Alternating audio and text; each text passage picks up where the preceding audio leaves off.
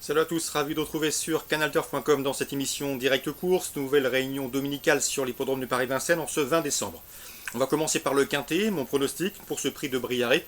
J'ai placé en tête le 13 Oliver Pronos devant le 16 Tell Me No Lies. Ces chevaux viennent de former le couplet gagnant d'un quintet plus de même facture, le prix de l'heure, disputé en début de mois sur ce parcours.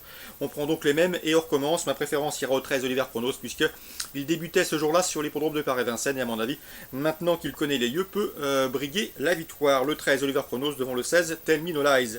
L'opposition, le 14 Unreal Charm, un cheval qui vient de manifester sa forme en finissant bien pour se classer 3e d'un récent quintet à Cabourg. Il est en retard de gain. Le numéro 6, Pionnier Gare, confirmé à ce niveau, 3 places en 6 tentatives dans les quintets. Le cheval possède également un chrono d'une 12-9, soit le meilleur chrono du peloton sur ce parcours.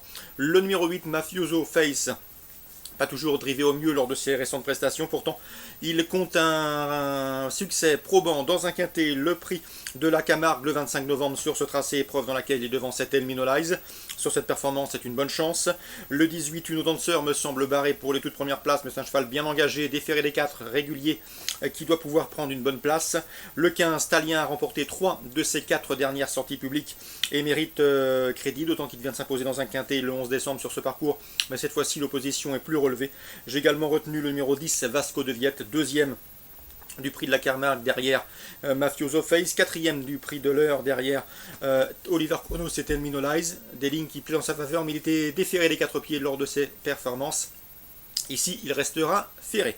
En canon partant, on citera le numéro 7, Voyage d'affaires. Résumé chiffré pour ce quintet du 20 décembre. 13, 16, 14, 6 devant le 8, le 18, le 15 et le 10. C'est la suite du programme. Concernant cette réunion dominicale à Vincennes, dans le prix Jean Dumouche, un groupe 3, j'aime beaucoup le 507 Rocky Winner, gêné dans le tournant final dernièrement. Il était certes battu pour la victoire, mais pouvait prétendre encore à une 3e, 4e place. Il faut impérativement le racheter, à mon avis, il est en retard de gain. Il retrouve sur sa route le 508 Orion Degli qui a justement été celui qui l'a gêné avant de s'imposer dans ce quintet plus récent disputé sur 2100 mètres. C'était le 10 décembre. Donc on prend les mêmes heures commence. Je mise sur une revanche de Rocky Winner, le 506 Rocky Winner devant le 8 Orion Degli Day, 507, 508 d'ailleurs. Donc Rocky Winner a déjà battu Orion Degli Day à la régulière. Pour les couplets trio, on citera le 3 Val Royal, la bonne note à l'occasion de sa fin de course enregistrée dans la clôture du GNT, et challenge qu'il a d'ailleurs remporté. Le 505 Pouchaille, qui à mon avis vaut mieux que de l'indique ses dernières prestations Vincennes, c'est un cheval qui a remporté groupe 1 courant septembre en Suède. Et le 506 Athos des Elfes, un cheval qui ne manque pas de référence face au meilleur de sa promotion et qui est à l'évidence sur la montante. Dans la 6e, j'aime beaucoup le 602 Currency qui vient de s'imposer avec de la marge en pareille société, épreuve dans laquelle elle devançait 3 de ses rivales du jour. Dans ce groupe 3 prix Albert Rayon, elle s'annonce redoutable. Pour les couplets, on lui associera le 601, à savoir Cova Josselin en forme et Dauphine de Currency dans une épreuve référence.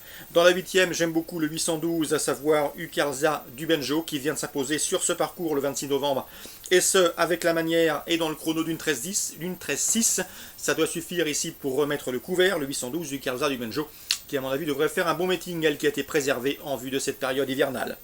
Course ciblée pour Vincennes, 5e 7-8 devant le 3, le 5 et le 6, 6e 2 et 1 et 8e 812.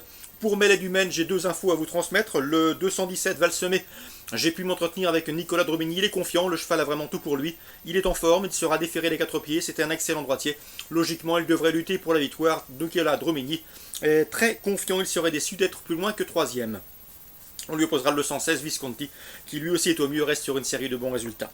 Dans la 3e, j'ai pu m'entretenir avec Harmonis Canen, il est confiant 314 Biarro Alto, un cheval qu'il aime bien. Ce n'est pas un souci de partir en 2e ligne derrière la voiture, car il ne faut pas le brusquer dans les premiers mètres de course, mais c'est un cheval qui peut faire un bon dernier kilomètre, un bon droitier, pas fautif. M'a dit Yarmo, il espère ici le voir lutter pour les premières places. C'est un rival de taille pour le 308 Bellagio du Crépin qui affiche 5 podiums en autant de sorties publiques et déjà 3 succès. Un cheval de train qui peut les emmener très loin. 314 et 308, 217 et 216. Ça c'est pour Mêlée du Maine. En Réunion 2. Excellent jeu à tous, bon dimanche et à très bientôt sur Direct Course.